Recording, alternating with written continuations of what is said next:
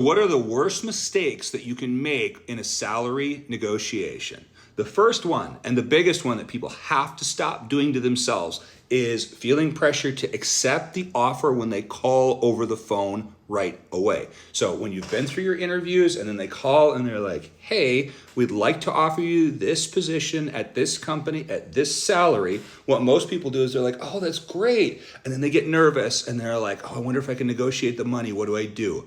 This is a conversation you should be having with yourself in advance to know exactly how much money you want to make, exactly how much you want the company to contribute towards your benefits, exactly how much PTO you want. And by the way, all of those things are negotiable in salary if nobody has ever told you before. I'm in HR, so I'm telling you that they're all negotiable.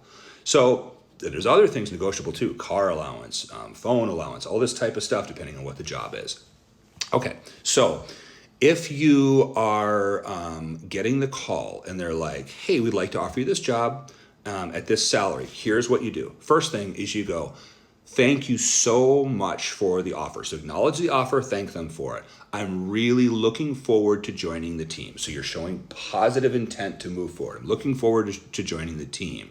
Can you please email me the offer so that I can have a day or two to look it over and reply to you? So you're setting the expectation that it's going to be 24 to 48 hours in a nice way and that you will reply to them in writing. So that was a lot of explanation in there, so let's just do it without the explanation. So thank you so much for the offer. I'm really looking forward to joining the team. Please email me the offer so that I can have a day or two to review it and then reply back to you with my answer. I'm really excited to be moving forward. Thanks.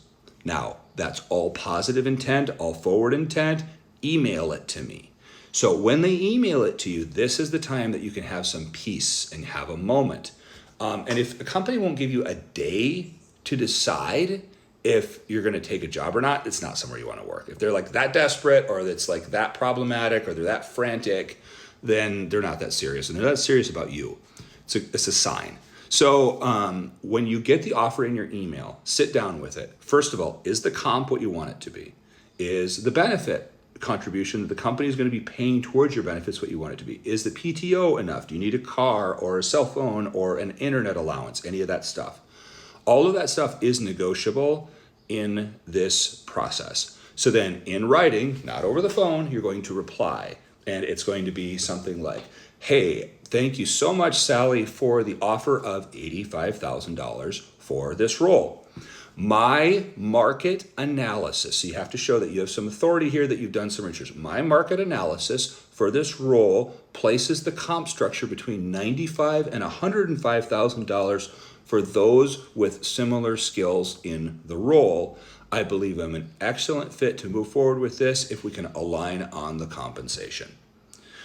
Also, I see that you're offering 2 weeks of paid time off with this role.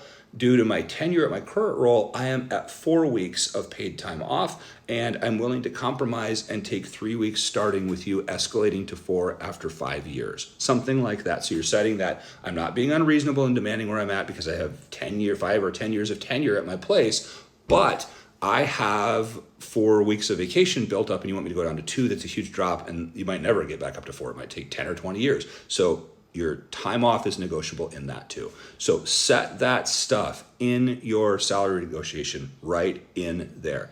And then looking forward to hearing back from you guys and moving forward. Thank you so much. And then your name.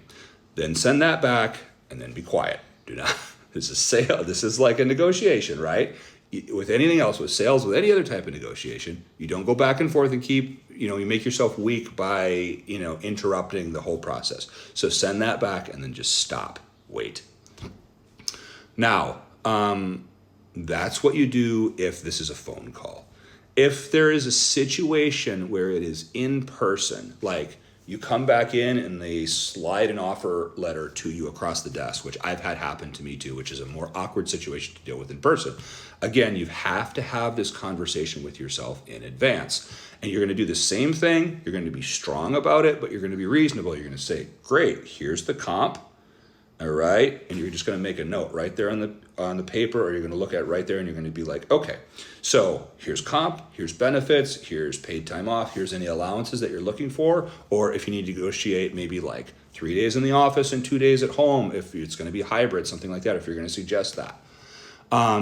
Then right then and there, you're going to have to look the person in the eye, and this is just like sales or any negotiation. You're going to say, hey, comp here at 85 is looking closer to what I'd like, but this is my market analysis. Also, I'd like this and this and this. And then you look at them and then you shut up. Don't backpedal. Whatever you do, do not backpedal in this moment. But if I'm flexible. No, you make yourself weak with all of that. Say what your counteroffer is and then shut up and sit there and wait.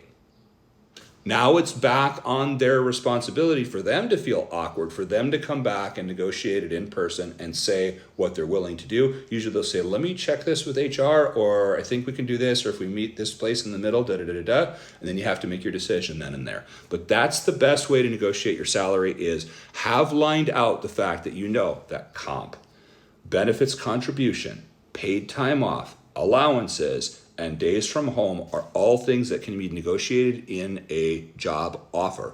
And when you go through this with them, have some idea of what you want and have an idea of where you can make an adjustment. Now, if you are going to get any of these things, you have to get it coming in the door, guys.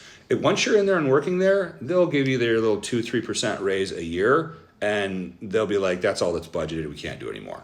So if you're going to push and get stuff coming in the door, this is the time that they want you most. They're offering you a job. So now is the time to come in and be a big negotiator and go for the gold, because if you don't get it now, you're never going to get it. So that's the way that you negotiate your salary. If anybody has some tips that they'd like to put in here when you're getting a job offer that they'd recommend to others, let us know. Good luck with your salary negotiation.